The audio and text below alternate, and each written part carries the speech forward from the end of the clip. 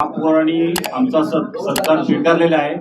तर आता मी महापौर आणि उपमहापौरांना विनंती करतो त्यांनी पत्रकारांशी संवाद साधावा.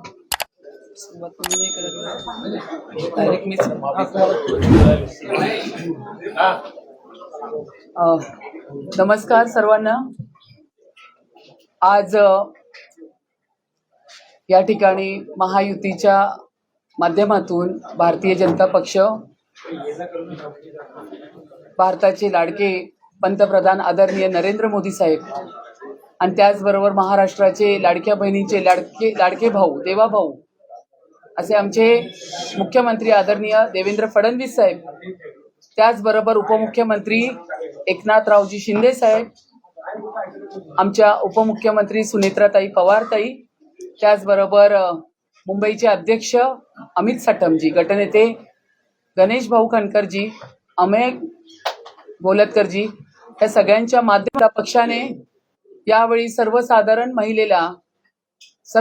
महिलेचं रिझर्वेशन झाल्यानंतर एक आम्ही तळागाळात काम करणारे कार्यकर्ते आणि अशा कार्यकर्त्याला या ठिकाणी संधी दिलेली आहे.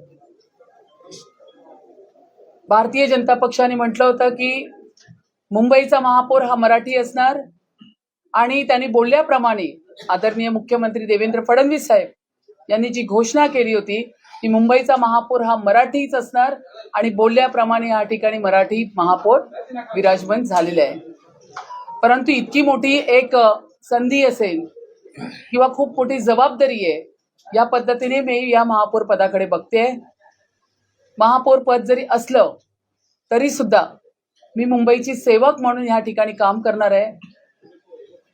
तरी सुद्धा मी या माध्यमातून सांगेन की 2014 पूर्वीची मुंबई आणि 2014 नंतरची मुंबई यामध्ये खूप फरक तुम्हाला जाणवताना दिसतोय.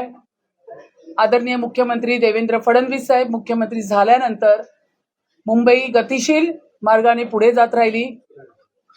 बरेच कोस्टल रोड असतील किंवा मेट्रोचे पूर्ण इन्फ्रामॅन म्हणून त्यांना ओळखलं जातं, मेट्रोची मोठी कामं असतील, दळणवळणाची कामं असतील किंवा मुंबईच्या मूलभूत गरजा असतील, याकडे आवर्जून पाहिलं गेलं.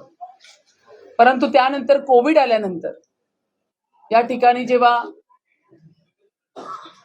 उभाटाचे मुख्यमंत्री बसलेत त्यावेळी मी असं म्हणेन की मुख्यमंत्री देवेंद्र फडणवीस साहेब असताना प्रगतीच्या पदपथावरती मुंबई जात होती, तर ते आल्यावरती सगतीच्या पदपथावर मुंबई जात होती. परंतु पुन्हा विधानसभामध्ये आणि मुंबईच्या महानगरपालिकेमध्ये जनता जनार्दन यांनी भारतीय जनता पक्षाचं महायुतीचं काम पाहून एक चांगला मॅन्डेट, एक चांगल्या पद्धतीचं असं कौल जनतेने आम्हाला दिलेलं आहे आणि या ठिकाणी आम्ही 118 महायुतीचे नगरसेवक या ठिकाणी विराजमान झालेले आहे. परंतु हे या ठिकाणी सभागृहात आम्ही आल्यानंतर आम्हाला या गोष्टीची जाणीव आहे की 4 वर्षानंतर हे जे इलेक्शन झालं, मुंबईकरांच्या आशा फार आहेत आणि त्या पूर्ण करण्यासाठी आम्ही मुंबईकरांचे सेवक म्हणून सगळेजण काम करणार. मी तर याही पलीकडे पुढे जाऊन सांगते की सभागृह चालवत असताना तुम्हाला दिसेल, अन्यथा मी इतर वेळी माझ्या महत्वाच्या कामा व्यतिरिक्त मी महापौर म्हणून तुम्हाला रस्त्यावरती उभी राहून लोकांच्या सर्वसामान्य जनतेमध्ये गेलेली असणार. अशा पद्धतीचं कामकाज मला या ठिकाणी करायचं आहे. आमचे गटनेते गणेश खनकरजी यांचं मार्गदर्शन सातत्याने मला असतं. या ठिकाणी आपले उपमहापौर या ठिकाणी आलेले आहेत. सगळ्यांचं मार्गदर्शन आणि सगळ्यांच्या विचाराने या ठिकाणी मुंबईचं सभागृह, बीएमसीचं सभागृह या ठिकाणी चालवायचं आहे. मला एवढंच म्हणायचं आहे की मी महापौर म्हणून न्यूट्रल ह्या पद्धतीने सभागृह चालवणार. सभागृहाची गरिमा राखणं हे माझ्या सहित सर्व बसलेल्या नगरसेवकांचं कर्तव्य आहे. कारण मुंबईकरांनी तुम्हाला पूर्ण आशेने या ठिकाणी पाठवलेलं आहे. तर या ठिकाणी गोंधळ न घालता विरोधी पक्षाचं सुद्धा चांगले ठरावाच्या सूचना असतील किंवा मुंबईच्या हितासाठी काही प्रश्न असतील ते नक्कीच विचारात घेऊन या ठिकाणी मुंबईतली कामं करायची आहे. मला अजून एक जरा तुम्हाला सांगायचं ते म्हणजे उपनगरामध्ये एखादं चांगलं मेडिकल कॉलेज कशा पद्धतीने होणार याकडे सुद्धा माझं लक्ष असेल. मग माझा जो कळीचा मुद्दा होता, जे माझं नामांकन झाल्यापासून मी सातत्याने बोलत राहिले ते म्हणजे जो मूळ मुंबईकर आहे, जो टॅक्स पेयर आहे, त्याच्यासाठी फुटपाथ आता चालण्यासाठी राहिलेला नाहीये. तर अशा ठिकाणी ज्या पद्धतीने इलिगल बांगलादेशी हॉकर्स बसलेले आहेत, त्यांचे जात प्रमाणपत्र, त्यांचे आधार कार्ड या ठिकाणी चेक करून जर ते बोगस असेल तर त्या ठिकाणाहून त्यांना उठवलं जाईल. त्याच्यावरती मी प्रकर्षाने लक्ष देईन. मुंबईचं जे हवामान आहे ते थोडं आपण पाहतोय तुमच्या माध्यमातून प्रदूषित झालेलं आहे, पण त्यावरती उपाययोजना कशा पद्धतीने करायचं ह्या पद्धतीने मी सगळ्या माझ्या सहकाऱ्यांबरोबर, अधिकाऱ्यांबरोबर बसून मी सगळा विचार विनिमय करून पुढची मी वाटचाल करणार आहे. मी अतिशय संवेदनशील अशी महापौर आहे. मी अतिशय संवेदनशील अशी मुंबईची सेवक आहे. मी गेले 22 वर्ष तळागाळात लोकांमध्ये राहून काम करणारी अशी मी एक कार्यकर्ती आहे. मला जाणीव आहे मुंबईकरांच्या सगळ्या गोष्टींची. महिलांसाठी मी अतिशय संवेदनशील आहे. एवढी वर्ष महिलांसाठी माझी बरीच कामं झालेली आहेत. त्यामुळे प्रखरतेने महिलांच्या बाबतीत सगळ्या विषयांमध्ये मी लक्ष घालणार. मी मगाशीच सांगितलं 2014 पूर्वीची नंतरची मुंबई ज्या पद्धतीने वेगाने जाते आणि भारतीय जनता पक्षाचा आमचा जो वचननामा या ठिकाणी तयार झालेला आहे महायुतीचा, त्या वचननाम्याप्रमाणे दिलेल्या सगळ्या मुद्द्यांवरती विशेष बैठका घेऊन मी सगळे मुद्दे मार्गी लावण्याचा पूर्ण प्रयत्न करणार आहे. आणि हे करत असताना तुम्ही प्रसार माध्यम माझ्याबरोबर कायम असणार अशी मी आशा करते. त्याचबरोबर माझे सहकारी आहेत, सभागृह नेते, विविध कमिट्यांचे चेअरमॅन असतील. त्याशिवाय मुंबईमधले जेवढ्या प्रभाग समिती आहेत त्या ठिकाणी मी एक नवीन या पद्धतीने मी सांगू इच्छिते की मी तिकडे जाऊन त्या प्रभागातले सगळे नगरसेवक आणि तिकडची जनता अशा पद्धतीचा एक मी कार्यक्रम घेणार आहे. म्हणजे असं नाही वाटलं पाहिजे की तुम्हाला माझ्याकडे यावं लागतंय, जनतेला असं वाटलं पाहिजे महापौर त्यांच्यापर्यंत पोहोचते. त्याशिवाय मी अजून एक गोष्ट सांगू इच्छिते की महापौर निधी जो असतो, ज्या माध्यमातून आपण रुग्ण असतील किंवा मुलांच्या शिक्षका त्यांची फी असेल त्यासाठी आपण त्यांना मदत करत असतो. पण मी या माध्यमातून सांगेन की फुलांचा गुच्छ आणि शॉल देण्यापेक्षा महापौर निधीला जर सढळ हाताने फुल ना फुलाची पाकळी म्हणून मुंबईकरांनी, दानशूर व्यक्तीने, सभागृहातली सर्व सभासदांनी, नगरसेवकांनी माझ्यासहित या ठिकाणी जर मदत केली तर आपल्या मुंबईतली गरीब मुलांना किंवा गरीब जी काही आहेत रुग्ण ज्यांना हॉस्पिटलचा खर्च बेअर करता येत नाही अशांना मदत होईल. त्या अशा पद्धतीचं एक चांगलं काम आमच्या महायुती सरकारच्या माध्यमातून आम्ही करणार आहोत. डबल इंजिनचं सरकार होतं, आता ट्रिपल इंजिनचं सरकार आहे. काम खूप चांगलं चालणार. केंद्रात सत्ता आहे सर, आपली महाराष्ट्र राज्यामध्ये आहे आणि आता BMC मध्ये सुद्धा आहे. त्यामुळे अतिशय पारदर्शकता आणि चांगल्या पद्धतीचं काम आम्ही या ठिकाणी करणार आहोत. नमस्कार. मैं यहाँ पे बोलना चाहती हूँ, जब BMC के इलेक्शंस हो गए और उसके बाद में मुंबई की जनता ने 118 हमारे BMC के पूरे नगर सेवक मुंबई महानगर पालिका में आए. उसके बाद में जो रिजर्वेशन हुआ सर्वसाधारण महिला, और जब महायुति की तरफ से हमारे भारतीय जनता पार्टी, हमारे भारत के पंतप्रधान आदरणीय नरेंद्र मोदी साहब, हमारे महाराष्ट्र के मुख्यमंत्री आदरणीय देवेंद्र फडणवीस साहब, उनके आशीर्वाद से मेरा नामांकन हुआ और मुझे उस वक्त बहुत अच्छा लगा. ये बहुत गौरव की बात है मेरे लिए. मेरे जैसे एक सामान्य कार्यकर्ती को भारतीय जनता पक्ष ने इस तरह से मुझे वहां पे बताया गया कि आपका हम नामांकन कर रहे हैं. उसके बाद में आज मैं यहाँ पे सभागृह में पदग्रहण मैंने किया. ये करते हुए मुझे मालूम है कि ये मुंबई का मेयर पद है, लेकिन उसी के साथ में मैं मुंबई की सेवक करके काम करना चाहती हूँ. जबकि मैं 20-22 साल से हर मुंबई के रास्ते पे, हर जगह पे मैं कार्यकर्ती करके काम कर रही थी. काफी लोग मेरा काम जानते हैं. मुझे आज भी ऐसा लग रहा था सुबह से कि ये सब होने के बाद मैं कहाँ जाऊँ विजिट के लिए. इस तरह की भावना मेरे दिल में आई थी. तो मैं सभागृह तो चलाना ही है, लेकिन उसके साथ में मैं मुंबई के हर रोड पे, हर गली में मैं सरप्राइज विजिट करना चाहूंगी. फिर हॉस्पिटल है, स्कूल है, वहां पे मैं देखना चाहूंगी कि क्या परिस्थिति है. लेकिन मैं बोलना चाहती हूँ कि 2000 पहले की मुंबई और 2014 के बाद की मुंबई में बहुत फर्क है. क्योंकि 2014 के बाद हमारे महाराष्ट्र के हमारे देवा भाऊ यहाँ पे मुख्यमंत्री बने और उन्होंने फिर मुंबई के पूरे रास्ते जिसको कंक्रीट करना हो, फिर उसी के साथ में जो मेट्रो की कनेक्टिविटी, उनका कहना है कि अगर मेट्रो की कनेक्टिविटी बढ़ेगी तो कम्यूटर्स बढ़ेंगे और कम्यूटर्स बढ़ेंगे तो कम्युनिकेशन बढ़ेगा। तो ये वो जो उनका कहना है वो पूरा कर रहे हैं। उसी के साथ में फिर कोस्टल रोड हो, फिर उसी के साथ में बीडीडी चाल के जो 160 स्क्वायर फीट में रहने वाले हमारे मराठी लोग हो, उनको 560 स्क्वायर फीट का घर देने का काम आदरणीय हमारे मुख्यमंत्री देवा भाऊ ने किया है। आदरणीय हमारे उप मुख्यमंत्री एकनाथराव शिंदे और देवा भाऊ ने लाड़की बहन योजना लाके हर बहन को सक्षम करने का काम किया है। इस तरह से अगर हमारी सरकार ये चल रही है, मुंबई करने देखा है, और इसी का नतीजा है कि जो बीएमसी के इलेक्शंस हुए थे उसमें अच्छा मैंडेट जनता ने हमें दिया है। लेकिन यहाँ पे अभी आने के बाद मुंबई के लिए बहुत काम करना है। फिर मुंबई के उपनगर में मैं मेडिकल कॉलेज या मेडिकल हॉस्पिटल के बारे में मैं सोच रही हूँ। राजावाड़ी का काम तो बहुत अच्छी तरह से चल रहा है। राजावाड़ी हॉस्पिटल को एम्स जैसा बनाना चाहिए, ये मैं चाहती हूँ। सब सुविधा होनी चाहिए।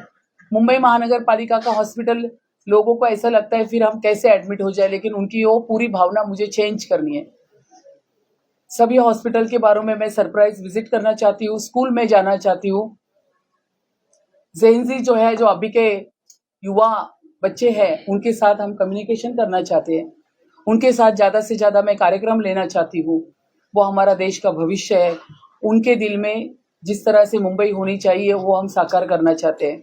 आवाज मुंबईकरांचा, संकल्प भाजपाचा, ये जो हमने पूरा हमारे मुंबई के अध्यक्ष अमित जी ने ये पूरा ड्राइव चलाया था, तो उसमें काफ़ी सारे 2 लाख के ऊपर सजेशंस आए थे मुंबई करके, और उस सजेशंस को हमने वचननामा में इम्प्लीमेंट किए हैं। तो जो हमारा वचननामा है उन्हीं का है, मुंबईकर का है। मुंबईकर ने जैसा सोचा उस तरह से हम काम करना चाहते हैं। फिर इस तरह से काम करते हुए पानी का प्रश्न हो, जो मूलभूत हम लोग बोलते हैं, जो पानी है, रास्ता है, लाइट्स है, उसके ऊपर मैं देखना चाहती हूँ, काम करना चाहती हूँ। जो भी मुंबई के लिए कंस्ट्रक्टिव सिविक इशू है उसके ऊपर मैं काम करना तो चाहती हूँ, लेकिन मैं विजिट देना चाहूँगी। मुझे एक ऐसा काम करना है, इस इतना बड़ा मेरे लिए सुवर्ण योग है, तो मुझे ये दिखाना है कि ये महापौर सिर्फ चेयर में बैठने के लिए नहीं, तो लोगों के बीच में जाके काम करने वाला महापौर है। ये मैं बताना चाहती हूँ और ये मैं करूँगी, ये आपको मैं बोलना चाहती हूँ। लेकिन इसी के साथ में हमारे जो मूल मुंबईकर, जो टैक्स पेयर है, जो सीनियर सिटीजन है, जो महिला है, उनको रहने के लिए फुटपाथ नहीं है। तो फुटपाथ किसने कवर किया? इलीगल बांग्लादेशी हॉकर्स ने। उसको मैं निकालना चाहती हूँ बिल्कुल। उसके बारे में पूरी इंक्वायरी बैठेगी। मेरी पहली मीटिंग आपको बोलना चाहती हूँ, इसके बाद में मेरी एडमिनिस्ट्रेशन के साथ जो फर्स्ट मीटिंग हो रही है इसी के ऊपर हो रही है। इसके बारे में मेरे सब लेटर्स भी जो विभाग है उनको गए हैं, और ये जो इलीगल बांग्लादेशी हॉकर्स बैठे इसके ऊपर मैं कड़ी से कड़ी मेहनत करने वाली हूँ। जो हमारे मुंबईकर है उनका कहना है कि हमको रास्ते फुटपाथ चाहिए। तो इस तरह से पूरा काम मैं करना चाहती हूँ। उसी के साथ में जो महापौर निधि है, जिसमें 5,000 से लेके 50,000 तक हम हेल्प कर सकते हैं किसी गरीब विद्यार्थी को, स्टूडेंट को, या किसी पेशेंट को, तो मैं चाहती हूँ, मैं ये बढ़ाना चाहती हूँ। इसीलिए मैं सभी से अनुरोध करना चाहती हूँ आपके माध्यम से कि यहाँ पे सभागृह के हमारे सब नगर सेवक हो, या मुझे कोई बुके लेके आता है या कोई मुझे शॉल पहनाता है, मैं कहना चाहती हूँ कि प्लीज़ ये बुके और शॉल मत दीजिए। महापौर निधि में आप मदद कीजिए, ताकि मैं वो उन लोगों तक, उन बच्चों तक, मैं मेरे सहित, मैं खुद भी करने वाली हूँ, मैं मेरे सहित हमारे सब नगर सेवक को भी आह्वान करना चाहती हूँ, कर्मचारियों को, सभी को कहना चाहती हूँ कि महापौर निधि के माध्यम से हम गरीब से गरीब बच्चे तक पहुँचे।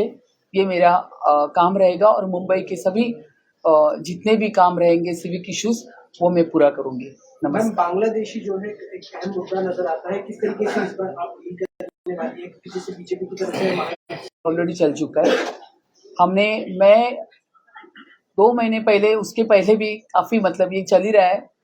हम लोग नॉन स्टॉप विजिट ले रहे हैं। सरप्राइज विजिट लेने के बाद हम जब हॉकर्स के पास जाते हैं तो उनके पास से हम लोग उनका आई कार्ड्स मांगते हैं। उनका आधार कार्ड देखने के बाद पता चलता है उसके ऊपर जो जन्म तारीख है वो सिमिलर रहती है, इसके पास भी सिमिलर रहती है, उसके पास भी सिमिलर रहती है। उससे हमको पता चल जाता है। उनका जो आधार कार्ड है उसके ऊपर भी नाम अलग ही रहता है। मतलब ये सब हमने इंक्वायरी स्टार्ट की है। मैं जो कंसर्न डिपार्टमेंट है, जैसे एम वार्ड है, काफ़ी सारे वार्ड है, वहाँ पे हमें ज़्यादा से ज़्यादा तादाद में इस तरह के केसेस मिले, तो ये सब चेक किया जाएगा। उनके सब पेपर्स चेक करने के बाद पता चलेगा कि उनके पेपर्स क्या बोल रहे हैं, कि ये बांग्लादेशी इलीगल आए या यहाँ के मूळ रहिवासी आहे। मुंबईकरांचे अनेक प्रश्न प्रलंबित आहेत. 3-4 महत्वाचे मुद्दे त्यामध्ये दरवर्षी पावसाळ्यामध्ये मुंबई तुंताड आपल्याला पाहायला हो. मिळते. दुसरा महत्वाचा मुद्दा, ज्या मराठी माणसाची मुंबई म्हटली जाते त्याच मराठी शाळा मुंबई महापालिकेच्या आहेत, त्या मोठ्या संख्येने दरवर्षी बंद होत आहेत, विद्यार्थी संख्या घटते. आणि तिसरा महत्वाचा मुद्दा म्हणजे इथली महापालिकेची रुग्णालय जर आपण पाहिली तर प्रचंड गर्दी आहे, सेवा व्यवस्थित मिळत नाहीत, औषधांचा तुटवडा आहे. या सर्व गोष्टींसाठी, समस्यांसाठी कुणी काही एक प्लॅन करताय का? ज्यावेळी मुख्यमंत्र्यांनी पदभार घेतला तरी 100 दिवसांचा कार्यक्रम घेतला, 200 दिवसांचा कार्यक्रम घेतला, तसं काही मोठे कार्यक्रम तुम्ही घेऊन नका. हो, नक्कीच मी संबंधित अधिकाऱ्यांबरोबर, आमचे गटनेते, सभागृह नेते ह्या सगळ्यांबरोबर चर्चा करणार. महापौर या ठिकाणी बसलेले आहेत, या सर्वांशी चर्चा करून या सगळ्या गोष्टींचा, म्हणजे आज पदभार स्वीकारल्या उद्यापासून तुम्हाला दिसणार की आम्ही कामाला लागलेले आहोत. तर या ठिकाणी जर तुम्ही रुग्णालय सांगितले तर रुग्णालयाची अवस्था मी नाकारत नाहीये, मी सगळंच काही छान बोलत नाहीये. तर या ठिकाणी मी मान्य करते रुग्णालयाची अवस्था अतिशय खराब आहे. पण तुमच्या माहितीसाठी सांगते की राजावाडी रुग्णालय खूप मोठ्या प्रमाणावरती आपण करायला घेतलेले आहे. अशा पद्धतीने आपण KEM वगैरे सगळे रुग्णालय, सरकारी रुग्णालय आपण त्या ठिकाणी लक्ष देतोय. राजावाडी रुग्णालय जे आपण करायला घेतलंय त्या बाबतीचा प्रस्ताव मी गटनेत्यांकडे किंवा यांच्याकडे देणार आहे की एम्स त्या धर्तीवरती राजावाडी रुग्णालय आपण त्या ठिकाणी केलं पाहिजे, अशा पद्धतीची माझी अपेक्षा असेल. आणि ऑफकोर्स मी ते त्या पद्धतीने मी वाटचाल करेल. मग शाळेचा विषय सांगितला तर मी स्वतः शिक्षण समिती अध्यक्ष होती. CBSE board, mini science lab किंवा MPSC बोर्ड मी माझ्या कार्यकाळात सुरू केली होती. मराठीचा मुद्दा हा कळीचा मुद्दा आहे. मराठी माणूस हा समृद्ध राहिला पाहिजे आणि अभिजात जातीचा दर्जा आपल्याला, मराठी भाषेचा आपल्याला आदरणीय नरेंद्र मोदीजींनी दिलेला आहे. पण हे करत असताना आपल्याला थोडीशी काळाची गरज ही पाहावी लागते. पालकांना खूप वाटतं की आमच्या मुलांना इंग्लिशही आलं पाहिजे, म्हणूनच CBSE बोर्ड आणि MPSC बोर्डच्या माध्यमातून या ठिकाणी आम्ही शाळा ज्या आमच्या बंद पडत असतील मराठी त्या चालू करण्याचा पूर्ण प्रयत्न करणार. आक्षेप घेण्यात आला, 2 वेळा आपण पाहिलं, आयुक्तांनी आज एकंदरीत शपथविधी शांतपणे पार पडू शकला असता, मात्र आज गोंधळाचं वातावरण पूर्णपणे पालन केलं. या संदर्भात तुमची भूमिका? विरोधकांना तेच करायचं असतं. माझ्या बाबतीत पण त्यांनी आक्षेपार्थ वक्तव्य केले त्या ठिकाणी. यावरून कळून येतं की महिलांच्या बाबतीत त्यांची संवेदनशीलता किती आहे. फक्त बोलून चालत नाही की आम्ही महिला आहोत, महिला महापौर, महिलांच्या विषयी अपशब्द बोलणे हाही फार चुकीची त्या ठिकाणी गोष्ट, आणि मी त्यावेळी त्यांना रोखलं होतं. परंतु यावरूनच कळतं की त्यांना सभागृह चालवण्यापेक्षा गोंधळ घालण्यामध्ये फार इंटरेस्ट आहे. सभागृहामध्ये मुंबईचे सगळे प्रश्न घेऊन मुंबईवरती ह्या संपूर्ण माझ्या भाषणाची चर्चा होती. मुंबईसाठी येणाऱ्या काळात मी काय काय करणार होती हे होतं. त्यांनी ते शांतपणे ऐकावं ही माझी इच्छा होती. परंतु सारखं त्यांनी तेच केलं. त्यांना सभागृहापेक्षा राजकारण करण्यामध्ये जास्त इंटरेस्ट आहे. त्यांना मुंबईकरांच्या हितापेक्षा या ठिकाणी कसा आम्ही या ठिकाणी महापौरांचं भाषण थांबवू शकतो याकडे त्यांनी खूप त्यांचा कल दिसत होता. परंतु मी ते होऊ दिलं नाही आणि माझं भाषण मी यशस्वीरित्या पूर्ण केलं. काही मोदीजींवर देखील टीका करण्यात आली होती, ज्यावेळी घोषणा केली मोदीजींवर टीका केली. आपण उबाटा, काँग्रेस, मनसे यांच्याकडनं आपण काय अपेक्षित करू शकतो? आपण या ठिकाणी आपल्या भारताच्या पंतप्रधान यांच्या विरुद्ध बोलणं हे खरं तर चुकीचं आहे आणि या गोष्टीचा त्यांना विचार करायला पाहिजे होता. कारण तुम्ही नगरसेवक म्हणून या ठिकाणी आलेले आहेत. प्रत्येक मुंबईचा वॉर्ड हा 40,000, 50,000, 60,000 लोकसंख्येचा वॉर्ड आहे. फार लोकांनी अपेक्षित उन्हातानात उभं राहून 3-3, 4-4 तासाची लाईन देऊन तुम्हाला या ठिकाणी मतदान देऊन पाठवलेलं आहे आणि या ठिकाणी तुम्हाला टीव्हीवर बघतात आहे की तुम्ही काय बोलताय.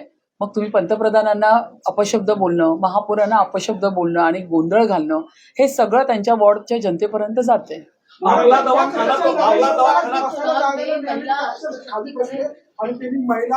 महापौरांचा काय पुन्हा मला रिपीट करा? काँग्रेसचे नगरसेवक होते ना, जागा मिळेल नाही त्याला. जागा नाही भेटली आणि त्यांनी महिला महापौर म्हणून निषेध पण केला.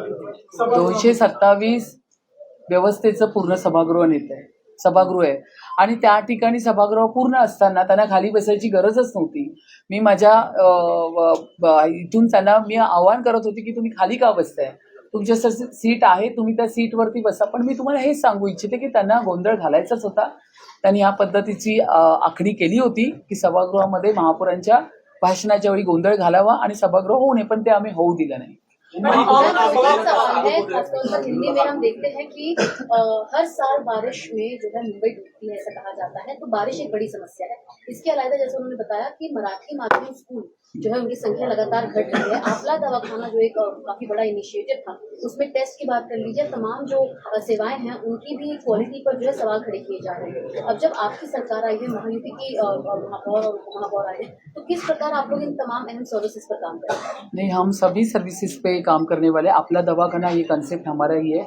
हमने लोगों की सुविधा के लिए, मैंने मेरे इस भाषण में कहा है कि काफ़ी सारे वहाँ पे जो लोग आएंगे उनकी चेकिंग होने वाली है, फिर ब्लड चेकिंग है या ऑर्थो की है, जो भी है महिलाओं के बारे में. तो ये सभी चीज़ों के ऊपर हम ध्यान देने वाले हैं.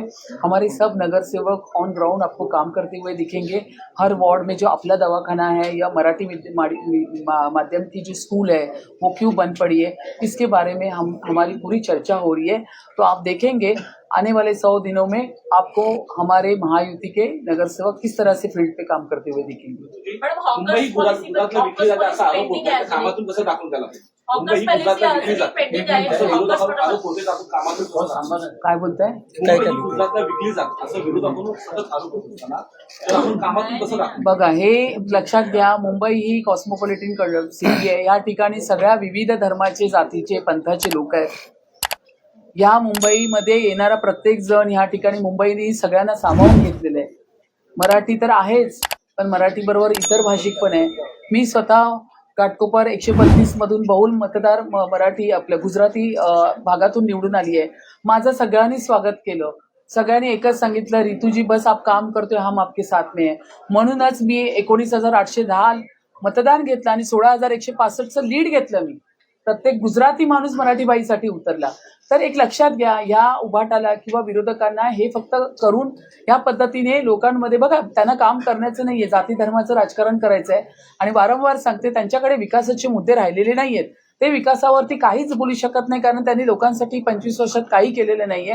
खड्ड्याची रस्ते त्यांनी दिलेले, सगळ्या सुखसोयी त्यांच्या मातोश्रीपर्यंत पोहोचलेल्या आहेत. त्यामुळे या भावनिक मुद्द्यावरतीच ते येणार कायम आणि तुमच्याशी चर्चा करणार.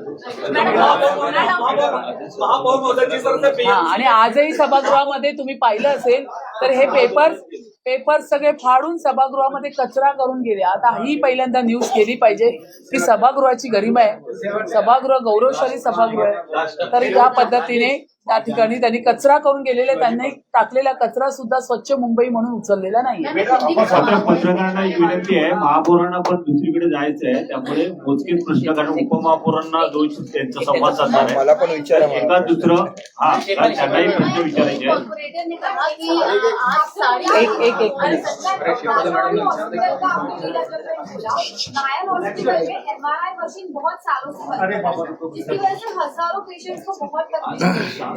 मैंने इसीलिए आपको कहा कि मेरा अभी काम स्टार्ट होगा, हर एक हॉस्पिटल में मेरी सरप्राइज विजिट होगी. मैं अलर्ट करने वाली नहीं हूँ. मुझे पता है अगर मैं बोलती हूँ तो मुझे सब अच्छा ही दिखेगा, वो मुझे नहीं चाहिए. मैं सरप्राइज विजिट करूंगी तो मुझे पता चलेगा कि वहाँ पे क्या व्यवस्था है. आपके क्वेश्चन हो गए. मॅडम, बांगलादेशी हॉकर्स विरोधात आपण मोहीम सुरू करणार म्हणतात. नाही, एक लक्षात घ्या, हॉकर्सचा विषय मी तुम्हाला सांगते. ज्यांचे ऑफिशियल पीच लायसन्स आहेत, जे इतक्या वर्षापासून आहेत, त्या ठिकाणी आम्ही hawkers zone, non hawkers zone या ठिकाणी आम्ही सुरू करणार आहोत. ज्या ठिकाणी हॉकर्स झोन आहेत तिथे आणि ज्या ठिकाणी नॉन हॉकर्स झोन आहे त्या ठिकाणी फलक लावले जाणार आणि लोकांना हे त्यांना सांगितलं जाणार. तर अशा पद्धतीने जरी ते ऑफिशियल पीच लायसन्स हॉकर्सवाले असतील तरी त्यांचं व्यवस्थितपणे व्यवस्थापन कुठे करायचं त्याच्यावरती आम्ही विचार करणार. फक्त एकच आम्ही लक्षात ठेवणार की त्यांच्यामुळे मुंबईकरांना त्रास होता कामा नये.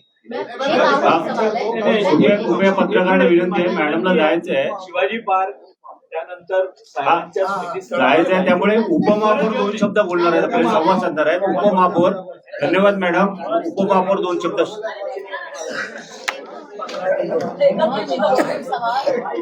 नहीं हो गया अभी उपमहापौर. एक मिनिट, उपमहापौर उनके बारे में. सर्वप्रथम मी आपल्या सर्व प्रिंट मीडिया, इलेक्ट्रॉनिक्स मीडिया आणि सोशल मीडियाच्या सर्व प्रतिनिधींचा मनापासून महापौर मॅडम, गटनेते आणि आमच्या महायुतीच्या तर्फे आपल्या सर्वांचं मनपूर्वक स्वागत करतो आणि आभार व्यक्त करतो की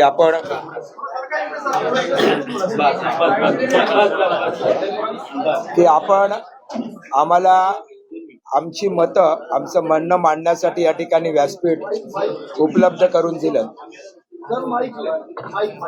4 वर्षाच्या नंतर ही मुंबई महानगरपालिकेची निवडणूक होते आणि तुम्ही आमची सर्व लोकप्रतिनिधींची वाट पाहत होतात आणि आम्ही तुमची वाट पाहत होतो आणि हे सभागृह, ही वास्तू ही आज पुन्हा एकदा 4 वर्षानंतर जिवंत झाल्यासारखी वाटते आहे आणि अशीच आता पुढच्या 5 वर्षे देखील अशीच जिवंतपणा या वास्तूमध्ये राहील.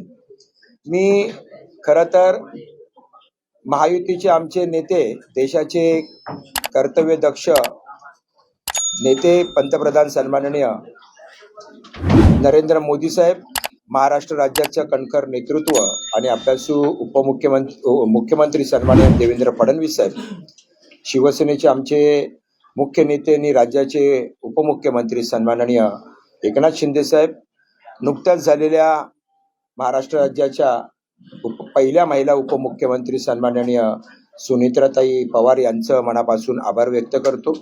शिवसेना, भारतीय जनता पार्टी, RPI या पक्षाचे सर्व लोकप्रतिनिधी आणि कार्यकर्त्यांचा मनापासून मी आभार व्यक्त करतो, कारण त्यांच्यामुळेच हे प्रचंड यश या मुंबई शहरामध्ये, मुंबई महानगरपालिकेच्या निवडणुकीमध्ये मिळालेलं आहे.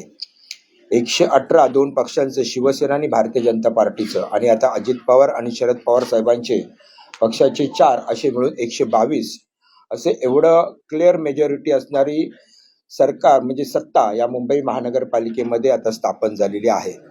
आणि आपल्या माध्यमातून मी मुंबईकरांना विश्वास देऊ इच्छितो की मुंबईचा जो विकास राज्य सरकार आणि केंद्र सरकारच्या नेतृत्वाखाली झपाट्याने चालू आहे, त्याच झपाट्याने या मुंबई शहराचा विकास देखील झपाट्याने होईल. आपल्या काही पत्रकारांनी विषय काढले ते अतिशय महत्त्वाचे आहेत. गेल्या 4 वर्षामध्ये प्रशासनाने ज्या गतीने या मुंबईचा विकास करायला पाहिजे होता त्या गतीने झालेला नाही, आपल्याला मान्य करावं लागेल. आणि त्याच्यासाठी लोकप्रतिनिधी असणं, लोकप्रतिनिधींचं वचक असतं प्रशासनावरती, आता ते ह्या पुढच्या 5 वर्षामध्ये होईल.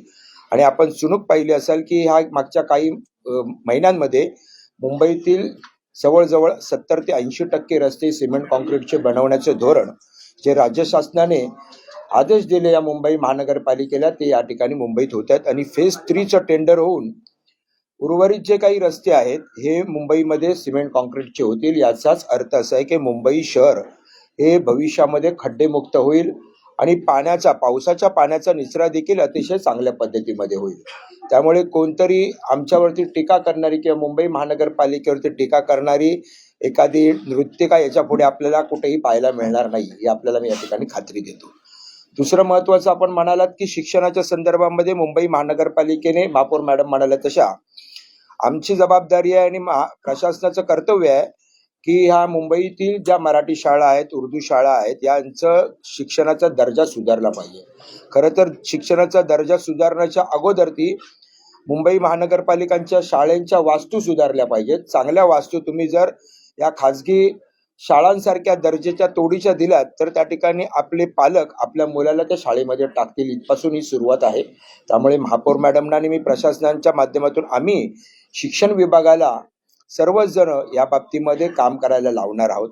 रुग्णालयाची आवश्यकता आहे. मी माझ्या भाषणामध्ये म्हटलं, नायर, KEM यासारखी मोठी रुग्णालय मुंबई शहरामध्ये किमान 5 वर्षाच्या एका कालावधीत एक तरी रुग्णालय उभं केलं गेलंच पाहिजे.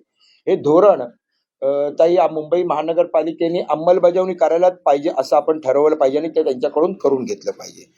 दुसरं असं आहे की मुंबई शहरामध्ये वाढती लोकसंख्या पाहता मुंबई शहराला भविष्यामध्ये पाण्याचा पुरवठा ही एक मोठी समस्या या ठिकाणी होणार आहे. आणि मध्यंतरीच्या काळामध्ये समुद्राचं पाणी, खारं पाणी गोड करण्याचा देखील आपण प्रयत्न करत होतो. त्याच्याऐवजी मुंबई शहर किंवा मुंबई शहरापासून ठाणे, पालघर या आजूबाजूच्या शहरात आपल्याला जर कुठे आणखीन धरणं आपल्याला नवीन करता आली तर ते करणं अतिशय महत्त्वाचं आहे. त्या दृष्टीने देखील प्रशासनाला काम करायला लावणं हे आमचं काम आहे. सात शताब्दी हॉस्पिटल में दवा नहीं है और न वहाँ पे कोई एक्सरा चालू है न कोई मशीन चालू है, साथ साथ वहाँ के कर्मचारियों को पगार तक नहीं मिल रहा, उस पर क्या करना है? नहीं, यही तो अभी महापौर मैडम ने भी कहा कि हम लोग सडन विजिट करेंगे, पगार मिलना चाहिए, जो काम करेगा उसको तो पगार मिलना ही चाहिए। और जो अपना दवाखाना है बाला साहब ठाकरे अपना दवाखाना, वहाँ पे भी दवाई की जो कमतरता है वो भी फुलफिल की जानी चाहिए। अस्पताल में अच्छा सुविधा देने का मैं अभी बता चुका हूँ, वो होना ही चाहिए। तर आपण आहे ना महापौर आणि उपमहापौरांना द्यायचंय, कृपया आपण 2.5 वर्ष आता त्यांच्याशी संवाद साधणार आहोत. 4 माजी महापौर तुमच्या सोबत विरोधक म्हणून बसणार आहेत, मोठी फौज आहे विरोधकांची. आज पहिल्या दिवशी गोंधळही पाहिला, आपण पाहिले, त्यामुळे कोणी होईल का एकतर आव्हान आहे, तगडे विरोधक आहेत आणि दुसरीकडे तुमचे जुने सहकारी आहेत त्यातले बरेच जण, त्यामुळे आरोप प्रत्यारोप होणार. आज तुम्ही पहिल्याच दिवशी पाहिलं असेल की किती अज्ञान आहे. जे हरकतीचा मुद्दा किशोरीताई पेडणेकर यांनी उपस्थित केला होता, त्या हरकतीच्या मुद्द्यामध्ये तथ्य होतं काय आपण पाहिलं. ज्या ताईंना या ठिकाणी शासन निर्णय बदललेला आहे याचा अभ्यास नाही, त्यांनी सभागृहात कसंही बोलावं. आम्ही सगळेजण शिवसेना भाजपा मिळून त्यांना उत्तर द्यायला आम्ही समर्थ आहोत. हा फेक नेरेटिव्ह करण्याचा प्रयत्न करणार त्यांनी त्यांना करू द्या, आम्ही आहोत सक्षम सगळेजण. आपल्याला विकासाचं काम करायचं आहे. धन्यवाद. गरजा हिंदुस्तान चॅनलला सबस्क्राईब करा आणि ताज्या घडामोडी जाणून घेण्यासाठी बेल आयकॉनवर प्रेस करा.